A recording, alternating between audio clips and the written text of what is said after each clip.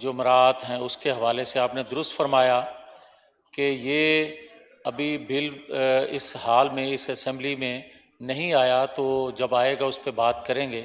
मगर मैं बड़ी माजरत से ये गुजारिश करूँगा, ना ये वक्त है ना ये हालात हैं कि ऐसा बिल पेश भी किया जाता सेनेट में।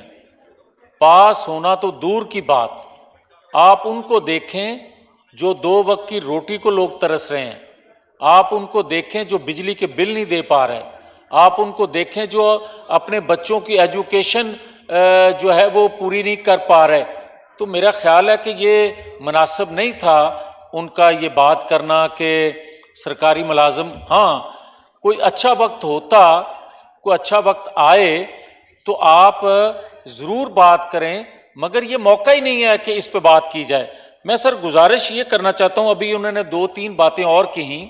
उन्होंने फरमाया कि अदारा फौज, आपने दुरुस्त फरमाया कि 23 करोड़ आवाम अपने अदारों के पीछे खड़े हैं।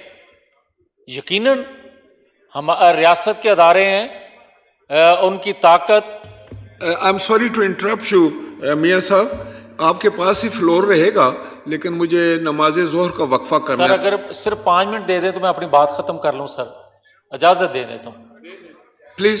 अगर 5 मिनट में वाइंड अप कर लें। त्याडी सिफारिश का भी शुक्रिया सर। गुजारिश ये है कि मैं जो बात कहना चाहता हूं, ये अदारा या कोई अदारा रियासत का, उसके पीछे आवाम खड़े होते हैं और हैं, मगर बात यह है कि 9 मई का अगर वाकया पेश ना आता तो क्या यह साजिश बेनकाब होती?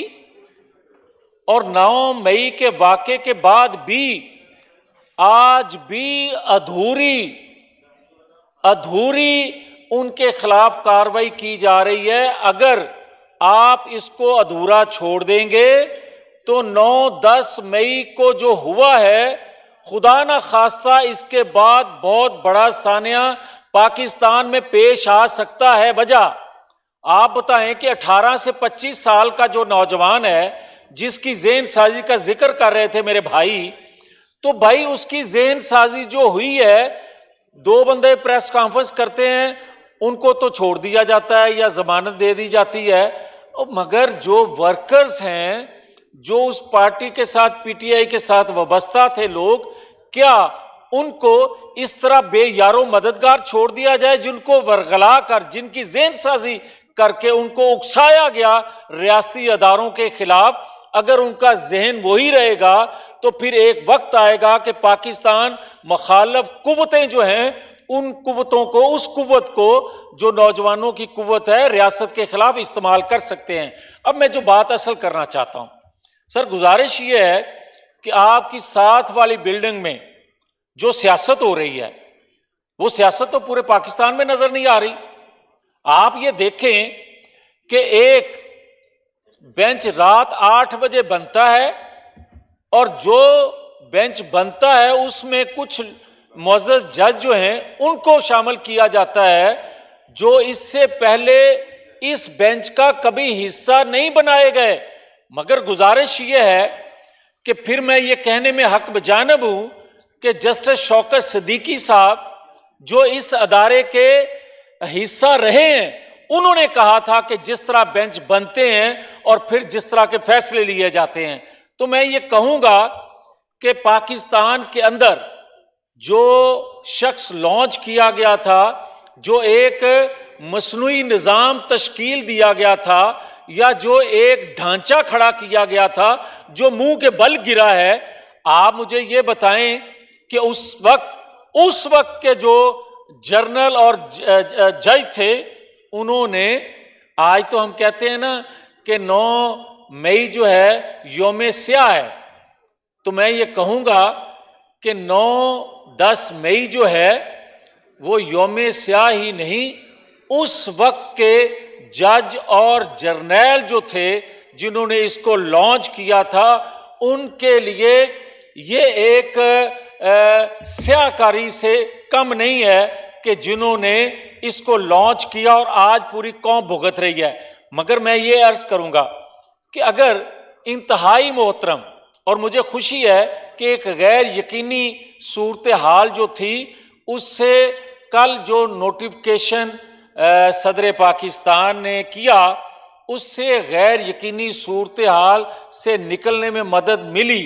मगर जब वो कह रहे हैं उस बेंच में बैठ के कि जब तक आप प्रैक्टिस एंड प्रोसीजर बिल पर फैसला नहीं करेंगे, उस वक्त तक आप कोई भी बेंच होगा तो वो गैर कानूनी कहलाएगा। फिर मुझे ये बताएं कि कल आज जो 9 रुकनी से 7 रुकनी बेंच हो गया, इसका फैसला जब आ गया या जो नजर आता है वो आएगा तो फिर इसको कौन मानेगा? फिर वही एक दोबारा से प्रैक्टिस शुरू हो जाएगी कि 4 रुकनी या 3 रुकनी का फैसला माने।